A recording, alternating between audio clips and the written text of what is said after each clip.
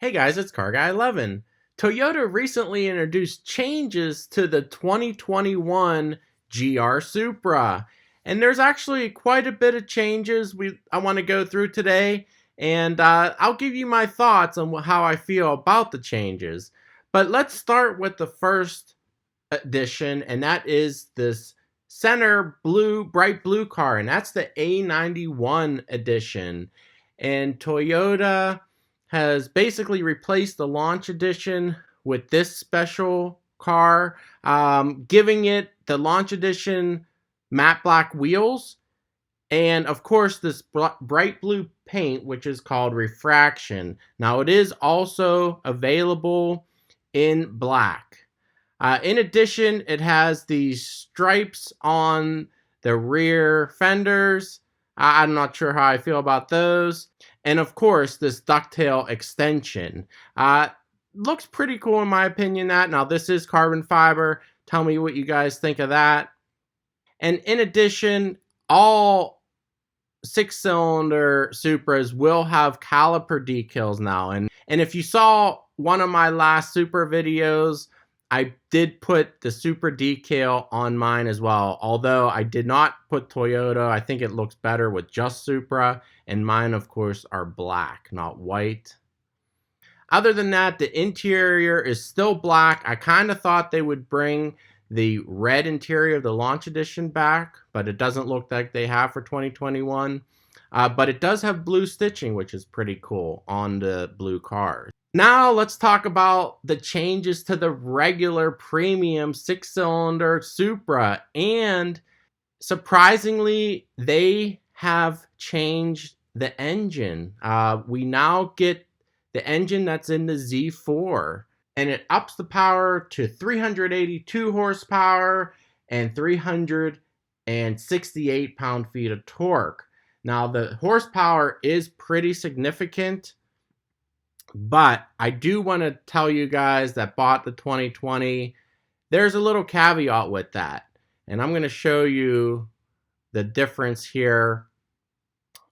This is the 2020 Supra and the 2021. Look at the power numbers. 335 horsepower, but starting at 5,000 RPM was the peak power. Now it's all the way up to 5,800. So, and then even with the torque, 365, only 3 pound-feet difference there. 1,600 RPM versus 1,800 in the new engine. So really, they pushed the power peak up slightly. And one of my biggest concerns about a turbo engine is the boost threshold. And I really don't like turbo lag. So in my opinion, I'm pretty okay with that change. I really would rather have power coming in lower in the RPM range, so you're not waiting for that boost.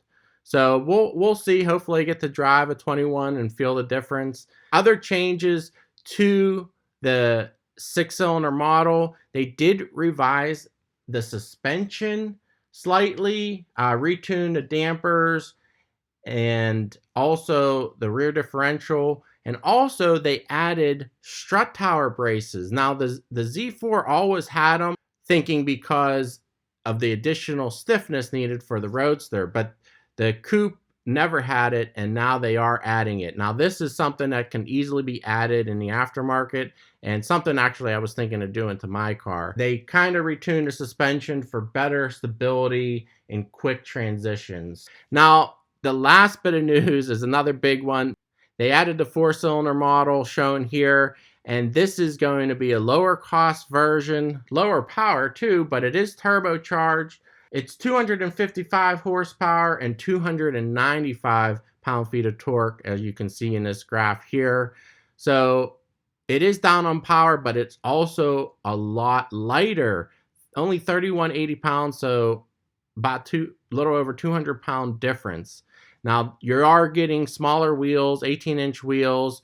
You're also getting smaller brakes. The 2.0 also loses the adaptive suspension and the active rear differential. We're going to get a 4-speaker stereo versus the 12-speaker in the premium. Also, it has manually adjustable seats rather than the power seats. So all of that adds up to a lot lighter vehicle, which is kind of nice. Now you're still going to be heavier than the 86, but it is a nice weight savings. The only caveat here is they did not bring back the manual. And I figured the 4-cylinder could easily have taken on the manual. I believe they have a BMW manual that they could slide right in here.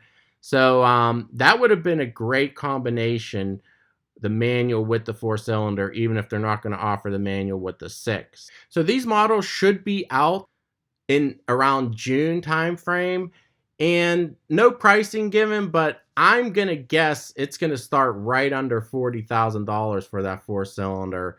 Again, it's a lot decontented from the premiums, $10,000 difference from the base 6-cylinder model. But I'm gonna guess it's gonna start at like $39,900. But there'll of course be option packages to add on top to add content in. But yeah, so what do you guys think of these changes? The Corvette blue, I still wouldn't get that light blue. I like the dark blue on mine, the downshift blue. Hopefully they still offer that. They didn't mention any other color changes in the press release. But yeah, I wouldn't want something that close to my Corvette in color. But what do you guys think of that blue? Again, I like the darker colors in this car since there's so much going on. And I feel like that darker blue just looks a little bit better in this model. But anyway, guys, tell me what you think in the comments below. Stay tuned for more Supra videos on the channel with my car and any other news that pops out. Thanks for watching, and I'll see you in the next one. Take care.